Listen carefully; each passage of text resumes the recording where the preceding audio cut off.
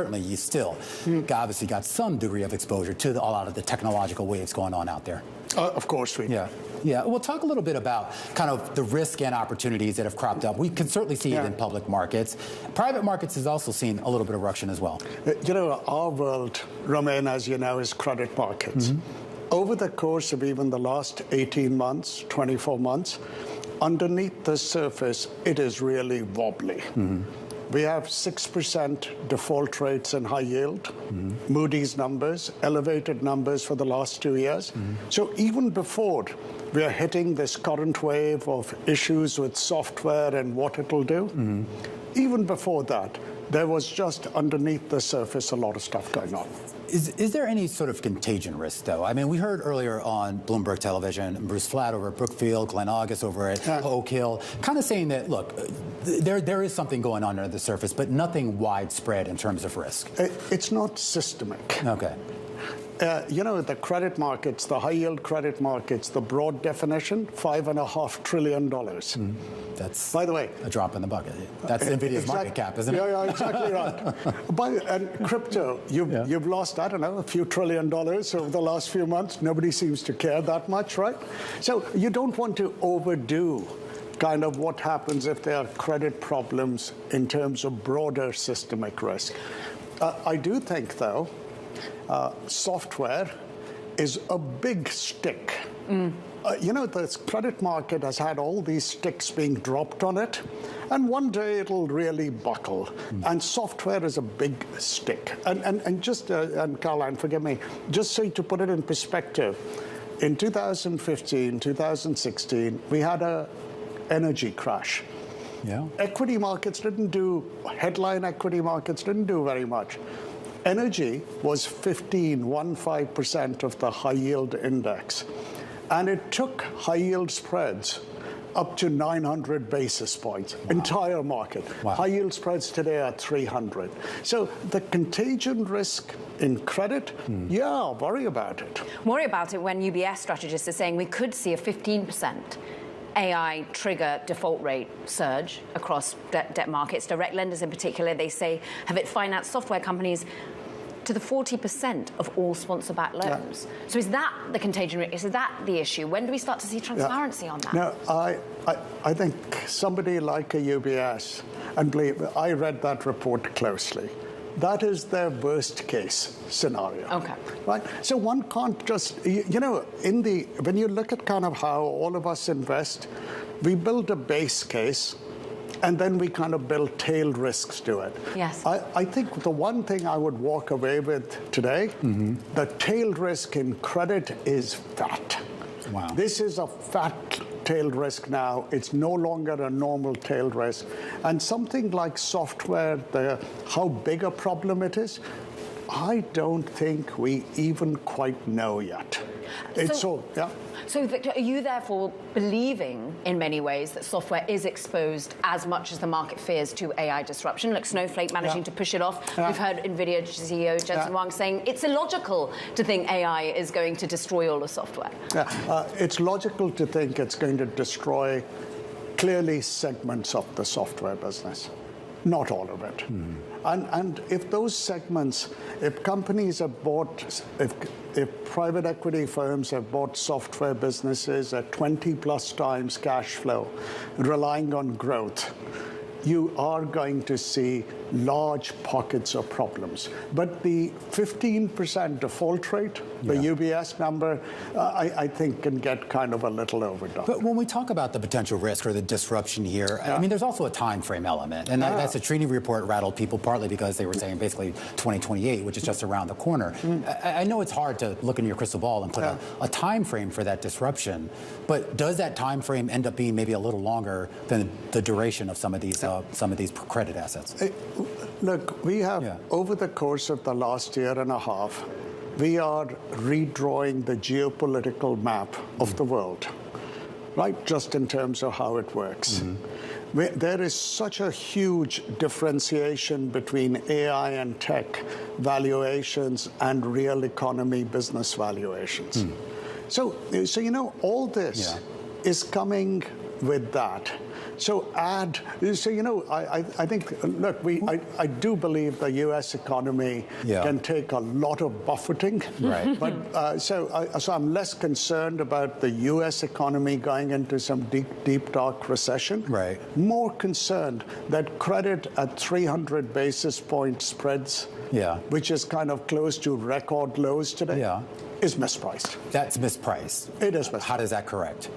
If at all? It widens out. Well, yeah, I know it widens out all at once or very slowly. You know, we generally find these things, these are 3-6 month things when they happen. Yeah. It's not instantaneous. Why are you saying this with a smile on your face? Oh, God. There's always opportunity amid volatility. It's what we do. Yeah. Right? So we're in the business of lending money to help people tide over issues, hybrid capital, junior capital at 15%. Or we're in the business of kind of taking over businesses, running them and improving them. And for us, that opportunity pipeline, right, builds up. That's why I'm smiling. How would you compare the opportunities you're seeing now relative to, I don't know, even say 5 years ago? In early 2022, before the Fed really started to kind of hike rates, our pipeline was $75 billion. We've got $23 billion of capital. Yeah. It was our pipeline, curated pipeline, was about 100 deals and $75 billion. Today, it's $300 billion. All right, we're in conversation right now with Victor Khosla, founder and CIO over at Strategic Value Partners. He's sticking around with us as we await, Caroline, those numbers out of Nvidia. We've kind of reiterated the actual numbers for the quarter, which isn't going to really be a surprise. Gil Luria was on earlier, D.A. Davidson. He made a great point here. Because of how late they report in the cycle and because all their customers are Microsoft, Meta, and all these others, we kind of have a general sense of what they're going to do. 68% revenue growth, phenomenal. There has been some anxiety coming from maybe a Lynx Equities who says, look, maybe not all of the capital expenditure that you're seeing from these hyperscalers is going towards GPUs and CPUs. A lot of it goes towards energy. And then you've also got the worry of what really is OpenAI looking to spend? How much are they committing? Because that's a huge exposure for the likes of Nvidia.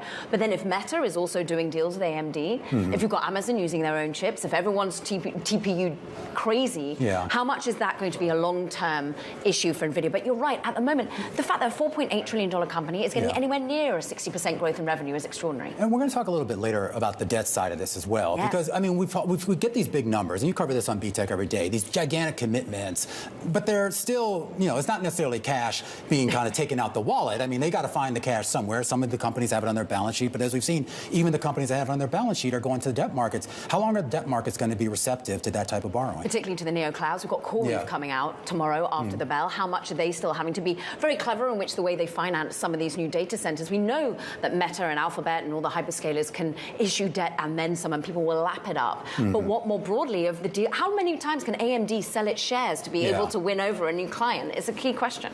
We are still waiting on those numbers out of Nvidia. If we can, I do want to bring Victor Khosla back into the conversation, particularly on that last point that Caroline was getting at, this idea of debt. And I know that you're not lending at that scale of what some of these companies look for, but I am curious that if a software company, a hyperscaler, somebody came to you and presented an opportunity where they needed the money, I mean, would you feel comfortable lending to them or taking an investment?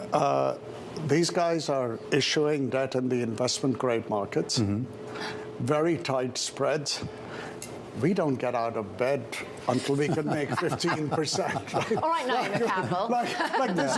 This is not really us. We should point out you do a lot of high yield and things like that as well. Some of these neoclouds are getting into the field of high yield. I mean, and software companies might end up being there if they suddenly start to be shut out of the market in some way. Yeah, and it gets to the idea though too, and I do kind of want to link this back to some of the more real economy because AI has kind of infiltrated everything. It's not just really about building data centers anymore. I mean, we're seeing, we had the trucking market got rattled a couple weeks ago because some karaoke maker decided it could, had a better model. So it gets to this idea that the companies that you wouldn't even have thought would have been exposed to software or AI may now, at least in theory, have some exposure to that. Or, we are a large investor in a steel company in Europe. Okay. It's got round numbers about 500 million or so of EBITDA. So it's a good size business. Yeah. We think the AI opportunity to buy better, to buy better scrap metal, which is kind of what you need. And there are a few other places it can be relevant. creates 50 million, 75 million, even in EBITDA or cash flow. Big numbers. Industrial manufacturing company. And by the way, if you're invested in some of these businesses, you've got to invest to get that value because your competitors will. Where are you in terms of the so bullish it's bearish narrative? The idea that AI is going to be so enhancing of productivity for your steelmaker that it eradicates white-collar and blue-collar work and it starts to impact the broader economy. And I know you're someone who thinks a lot about the broader economy in the K-shape. One of the primary places we think AI comes is in these knowledge businesses. And when you look at kind of what we invest, 40% is real assets, power plants, airplanes, real estate, toll roads, right? Just so you kind of get a sense. Real infrastructure. Real assets, right? Yeah. So much of our business is investing in these kind of places. So when we look at kind of, we are not in the high knowledge growth game, which is where we think the largest parts of the disruption are going to come.